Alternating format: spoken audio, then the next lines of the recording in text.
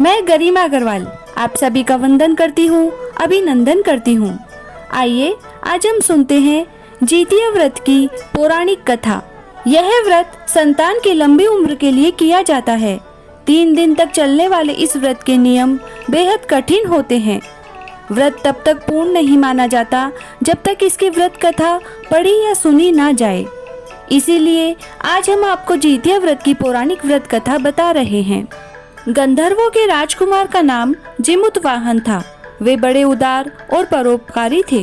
जिमुतवाहन के पिता ने वृद्धावस्था में वानप्रस्थ आश्रम में जाते समय इनको राज्य सिंहासन पर बैठाया, किंतु इनका मन राजपाट में नहीं लगता था।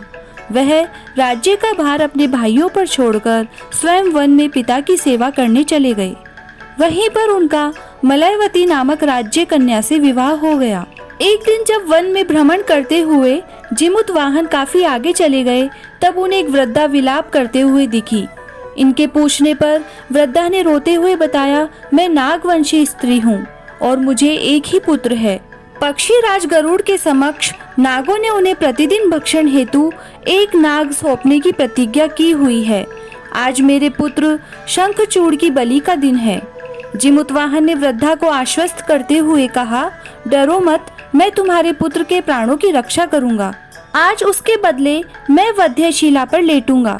इतना कहकर जिमुतवाहन ने शंखचूड़ के हाथ से लाल कपड़ा ले लिया और वे उसे लपेटकर खुद को बलि देने के लिए चुनी हुई वध्यशिला पर लेट गए।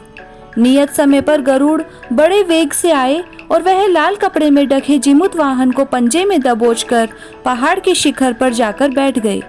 अपने चंगुल में गिरफ्तार प्राणी की आंख में आंसू और मुंह में आहा निकलता न देखकर गरुड़ जी बड़े आश्चर्य में पड़ गए। उन्होंने जिमुतवाहन से उनका परिचय पूछा। जिमुतवाहन ने सारा किस्सा सुनाया। गरुड़ जी उनकी बहादुरी और दूसरे की प्राण रक्षा करने में स्वयं का बलिदान देने की हिम्मत से बहुत प्रभावित हुए। प्रसन्न होकर गरुड़ जी ने उनको जीवनदान दे दिया तथा नागों की बलि न लेने का वरदान भी दे दिया। इस प्रकार जिमुतवाहन के अदम्य साहस से नाग जाति की रक्षा हुई। तब से पुत्र की सुरक्षा हेतु जिमुतवाहन की पूजा की प्रथा शुरू हो गई। आश्विन कृष्ण अष्टमी के प्रदोष काल में पुत्रवती महिलाएं जिमुतवाहन की पूजा करती हैं। कैलाश पर्वत पर भगवान शंकर माता पार्वती को कथा सुनाते हुए कहते हैं कि आश्विन कृष्ण अष्टमी के दिन उपवास रखकर जो स्त्रियां प्रदोष काल में जिमुतवाहन की पूजा करती हैं तथा कथा सुनने के बाद ब्राह्मण को दक्षिणा देती हैं, वह पुत्रों का पूर्ण सुख प्राप्त करती हैं। व्रत का पारण दूसरे दिन अष्टमी तिथि की समाप्ति के पश्चात किया जाता है। यह व्रत अपने नाम के अनुरूप फल देने वाला है। बिंदाई जी की कहानी। एक बुढ़िया थी, रोजाना गणेश जी की सेवा पूजा करती थी और हर समय गणेश जी को याद करती थी।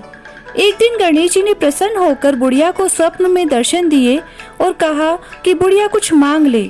वह मंदिर जाती तो वहाँ भी उसे आवाज आती कि बुढ़िया कुछ मांग ले। बुढ़िया परेशान हो गई कि क्या मांगूं, मुझे तो मांगना भी नहीं आता। उसने बहू से पूछा कि मेरे को गणेश जी कहते हैं कि कुछ मांग, मैं क्या मांगूं, मुझे तो मांगना ही नहीं आता। बहू बोली, सासू जी पोता मांग लो, घर में चहल पहल हो जाएगी और अपना मन भी लग जाएगा। बुढ़िया ने सोचा कि बहू ने अपने मतलब की मांगी है, सोचा बेटे से पूछती हूँ। थोड़ी देर में बेटा खाना खाने आया तो बुढ़िया ने पूछा कि बेटा गणेश जी कहते हैं कुछ मांग, मैं क्या मांगूं, मुझे मांगना नहीं आता। बेटा बोला, माँ अन्न धन मांग लो, धन होगा तो कमाने नहीं जाना पड़ेगा, आराम से घर में बैठे बैठे खाएंगे, खर्च करेंगे, बड़ी मेहनत करनी पड़ती है। यह सुनकर माँ चुप रही और सोचने लगी कि बेटा भी अपने स्वार्थ की ही बोल रहा है। खाना खाकर सो गई। दोपहर बाद जब उठी तो पड़ोसन के पास गई और पूछा कि मुझे गणेश जी हर समय कहते हैं कि कुछ मांग, मैं क्या मांगूं, मुझे तो मांगना भी नहीं आता। पड़ोसन ने कहा कि परेशान क्यों हो रही है, अपने घर में बेटा बहू है, उनसे पूछ लो। बुढ़िया ने कहा, पहले घर में ही पूछ कर आई हूँ। बेटा बोलता है अन्न धन मांग लो और बहू कहती है पोता मांग लो, और यह बात मेरे को जची नहीं। पड़ोसन बोली, क्यों तो धन मांगो और क्यों पोता मांगो, यह तुम्हारे किस काम के, बेटा बहू दोनों स्वार्थी है, तुम तो स्वस्थ शरीर मांग लो।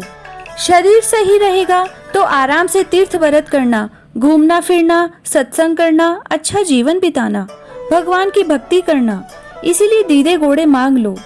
यह सुनकर बुढ़िया घर आ गई। सोचने लगी कि बेटा बहू तो स्वार्थी है, तो मैं भी स्वार्थी ही हो रही हूँ।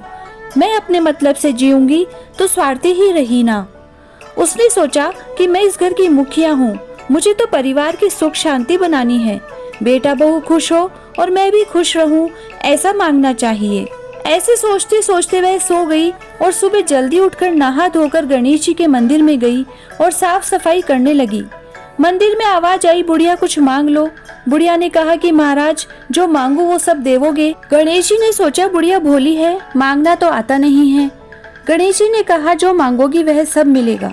बुढ़िया ने मांगना शुरू किया, कंचन की काया मांगू, 9 करोड़ की माया मांगू, हीरा मोतियों का गहना मांगू, जरी बागदा का बेस मांगू, सोना का रथ में, सोना का पालना में, सोना का कटोरा में, पोतो दूध पीता देखूं, 1.25 मन को लाडू मांगू, खाती जाऊं बांटती जाऊं, आपका भजन करती जाऊं। गणेश जी सोचा डोकरी होशियार निकली, एक बार में ही सब कुछ मांग लिया। बुढ़िया बोली सब देवो नहीं तो कुछ मत देवो। गणेश जी बोले बुढ़िया आंख बंद करो। गणेश जी ने मांगा वो सब कुछ दे दिया। बुढ़िया ने आंख खोली, देखा तो सोने का रथ खड़ा है, उसमें सोने के पालने में, सोने के कटोरे में पोता दूध पी रहा है। बुढ़िया की कंचन की काया हो गई, 9 करोड़ की माया हो गई, हीरा मोतियों का गहना, जरी बागदा का बेस हो गए। बुढ़िया खूब राजी हो गई। रथ में बैठकर प्रसाद बांटती हुई, भजन करती हुई घर गई। सारी नगरी में गणेश जी की जय जयकार हो गई। हे गणेश जी महाराज, बुढ़िया को दिया वैसा सबको देना, कहता ने सुनता ने, हुकारा बरता ने अपने सारा परिवार की रक्षा करना। बोलो गणेश जी की जय।